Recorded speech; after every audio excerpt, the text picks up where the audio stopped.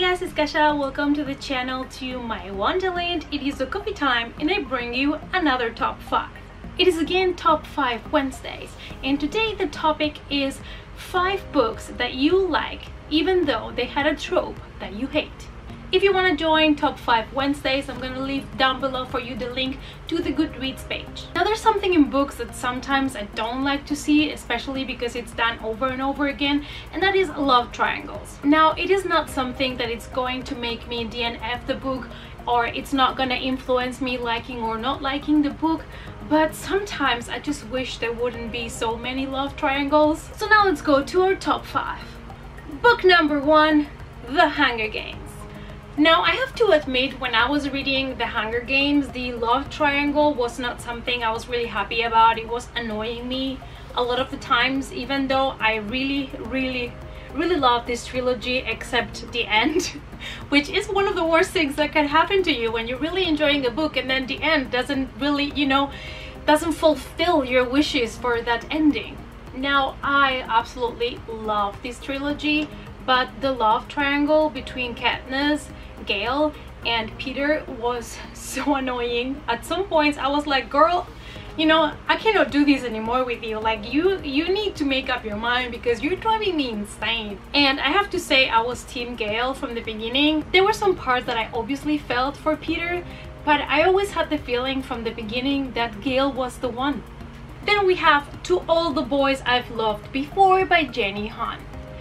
Now here is my deal with this book, because I've also read the second one at this point, and it seems there's going to be a love triangle in every single one of the books in the trilogy, and I'm not sure if this was really necessary. We follow the story of Lara Jean, and when she had a crush on a guy and then she wanted to get over it, she wrote a letter to said guy and closed it and put it away, and then for her, the thing was solved. And this was her way of dealing with it. This love triangle was not as bad as the one from The Hunger Games, but I definitely do not like when girls just date 2 guys and see which one I want. It's so unfair for the guys, and I don't know, I just felt like she had no idea what she wanted, which is normal when you're a teenager, okay? I understand that. But this first book, I don't know if it was because of this love triangle or whatever, but I didn't really enjoy it that much. However, I really loved the second one, even though we also get a love triangle yet again. But I'm scared of reading the third book and finding a new love triangle. So we will see how that goes.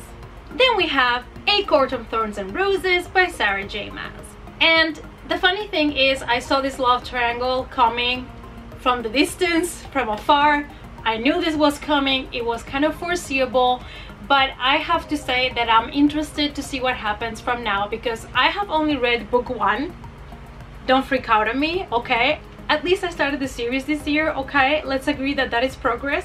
And so at the beginning of the book I was a little bit confused because it was very slow paced and I was not really getting all the hype, but towards the end, when shit starts to get real, that's when I really enjoyed it. And when we get this evil queen and everything goes down, that's when I really started enjoying the book. So I'm really excited to move forward with the series and see where this love triangle takes me. I have to say, so far from all the ones that I've mentioned, this is so far my favorite one. The next 2 books that I want to talk about, I don't have physical copies of. The first one is Twilight by Stephanie Meyer. And now you're gonna be like, but you don't like this series, why are you including it in this video? Oh well, because it does have a love triangle that at the beginning, innocent, naive me, when I read the first book, I actually thought it was interesting. So when I bought Twilight, nobody knew what Twilight was. At that time, I was an exchange student in Germany, and I went to the bookstore and I just wanted to read a book in English, and I found this book called Twilight, and it was about vampires. So innocent me thought, okay, let's buy this, and I had no idea what I was doing. So I read the first book and I thought it was simply written, but it was interesting, and I kind of like this love triangle between this girl and then a vampire and a werewolf, because I've always been interested in mythical creatures. But then as the series progressed, I lost total interest on this love triangle and everything that was happening. But I still decided to include it in this video because at the beginning it was a love triangle that I was interested in, until the books just got worse and worse. But this is just my personal opinion on the series. You might love all the books, you might even love the last book the best, I don't know, you know, but everybody is entitled to their opinion. And for me, this started kind of okay, but then it just went downhill. And the last book is The Great Gatsby. And we have a love triangle between Tom, Jay, and Daisy. So Daisy was in love with Jay Gatsby, but when he went to war, she just decided to marry somebody else, and she went ahead and she married Tom. So when Gatsby comes back from war, he tries anything to win her back. So I wanted to include this book so we have kind of like a classic book love triangle for you guys. And I also didn't feel so bothered about this one.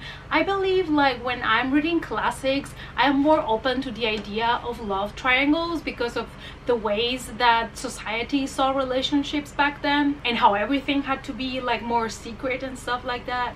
Alright you guys, so these were my 5 books of a trope that I normally do not like, but I still enjoyed the books. Let me know down below which other books with love triangles you love. Give the video a thumbs up, subscribe to the channel, all my other social media is listed down below, and I hope to see you guys in the next coffee time. Bye!